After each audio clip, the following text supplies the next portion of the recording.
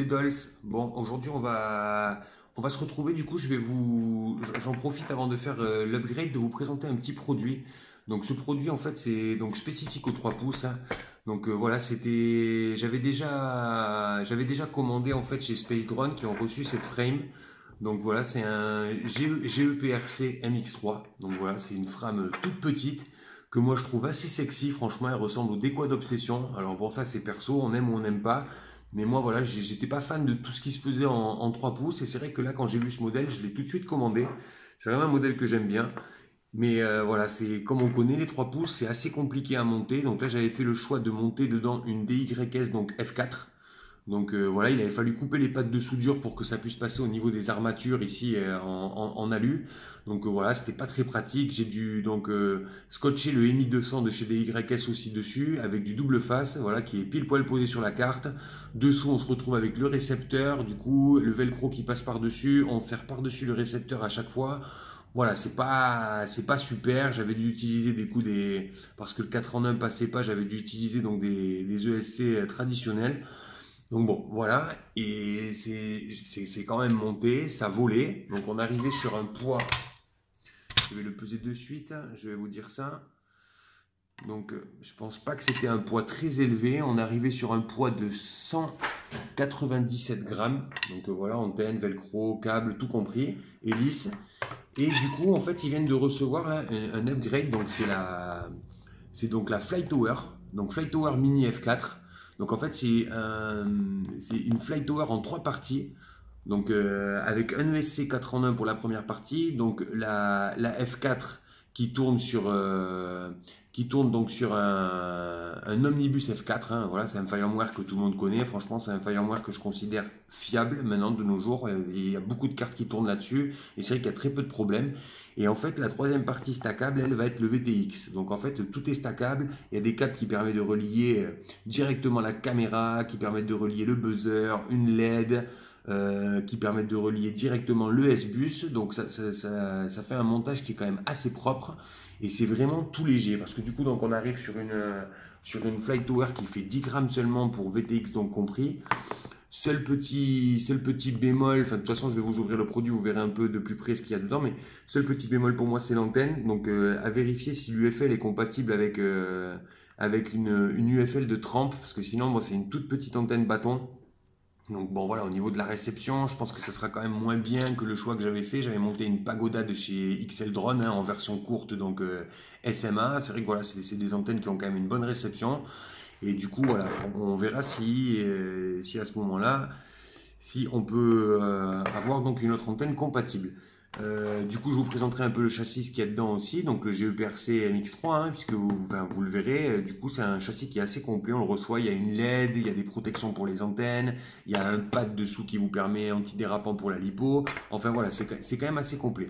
Donc voilà, je vais approcher le téléphone, on va regarder un petit peu ensemble ce qu'on a dans les boîtes, et ensuite donc on verra un peu pour le montage et du coup le gain de poids. Donc on verra si on arrive à gagner un petit peu de poids, de place, et comment du coup va se retrouver ce châssis après cet upgrade. Je vais ouvrir ça de suite et on va regarder ensemble.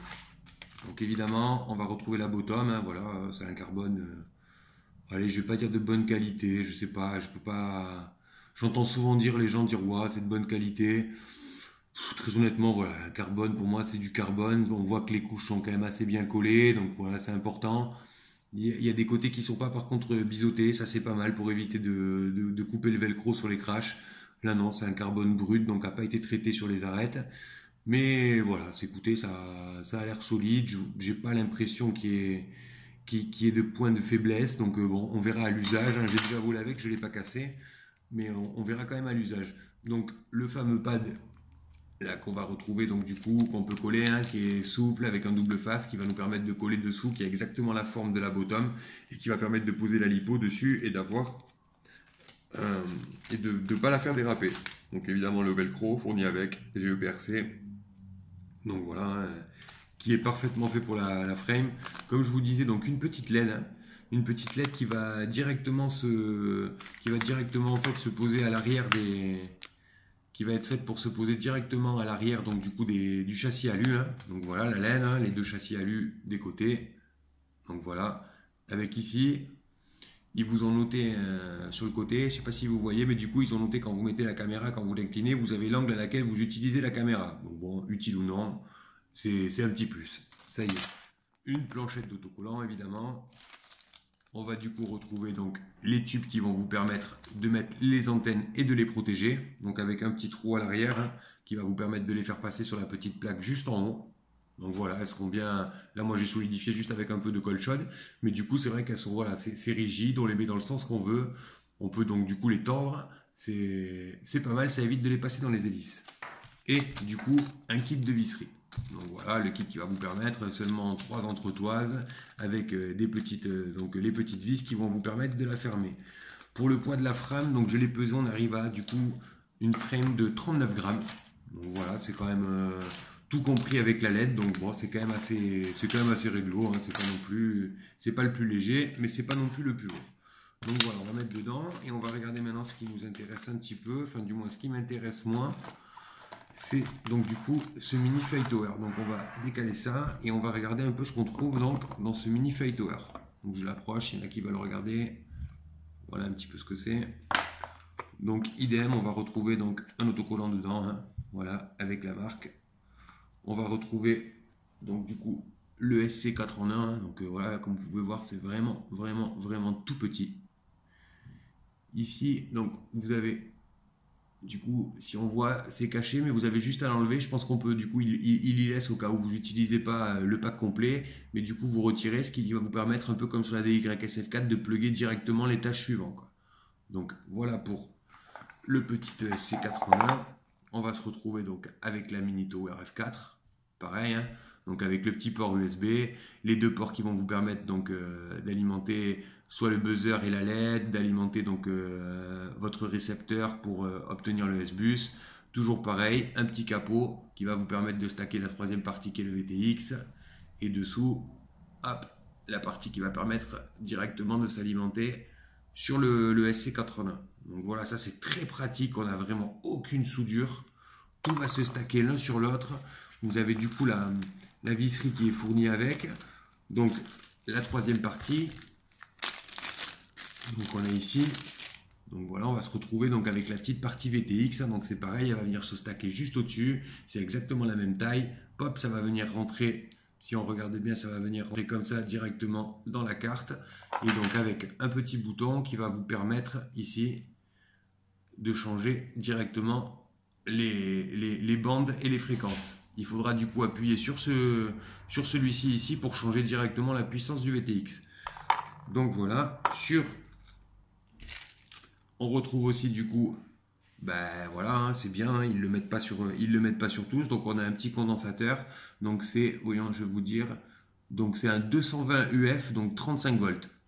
Donc voilà, on est quand même large, hein, qu'on pourra ajouter directement sur le SC4 en 1 entre la prise. Donc vous retrouvez tous les câblages. Donc au niveau des câblages, j'ai pu voir, donc il y en a un qui va alimenter directement, vous allez pouvoir le tirer sur votre récepteur, un qui va alimenter la LED, il y en a un autre qui est réservé pour le DSMX, donc voilà les récepteurs qui utilisent des protocoles DSMX, et un qui va alimenter directement le VTX, ça c'est bien, et qui va pouvoir se plugger sur la cam directement. Donc voilà, du coup on n'aura pas grand câblage. C'est en gros le câblage avec lequel on va se retrouver. Et encore on en enlève un puisqu'on utilise soit du USB soit du DSMX. Donc on va se retrouver seulement avec 3 câbles qu'on peut raccourcir ou non. Voilà, c'est tout ce qu'on va se retrouver. On retrouve toute la visserie. Donc la visserie est pas vilaine du tout en prime. Elle est de couleur un peu rosée pour les entretoises. Donc voilà, c'est pas vilain du tout. Et du coup, on va se retrouver avec des boulons qui vont le fermer, rose aussi. Alors par contre, choix bizarre, mais je pense que c'est fait du coup exprès. Je pense que c'est prévu pour qu'il n'y ait pas de problème, mais je vois que les vis sont en acier. Donc c'est toute la vis qui va traverser la tower. Donc j'imagine que c'est prévu pour et qu'il n'y a pas de souci, que du coup il n'y a pas de problème d'alimentation, de court-circuit je veux dire. Et on va retrouver donc des petits O-rings qui vont permettre du coup de soft mount tout ça. Donc voilà, si on met quand même bout à bout dans le 130, donc je vais les mettre dans l'ordre. Voilà, on va quand même se retrouver avec tout compris, avec une toute petite tour, quoi. Enfin voilà, si on le met à côté, c'est vraiment, voilà, on a tout qui est stacké, tout qui est au milieu, plus besoin de mettre de SC, on tire les câbles sur les moteurs et voilà, on est vraiment au top. Je pense qu'on va quand même gagner pas mal de poids. Donc il annonce pour 10 grammes, je vais quand même vérifier. Et on se retrouve donc bien avec 19 grammes. Du coup, on verra ce que ça donne et on verra donc le poids final, le réglage et puis on fera une petite partie vol pour voir comment cette petite carte toute mimi vole. Donc voilà, allez, on se retrouve tout à l'heure pour faire le montage et vous verrez un petit peu comment ça se positionne et la place que ça prend dans un 130.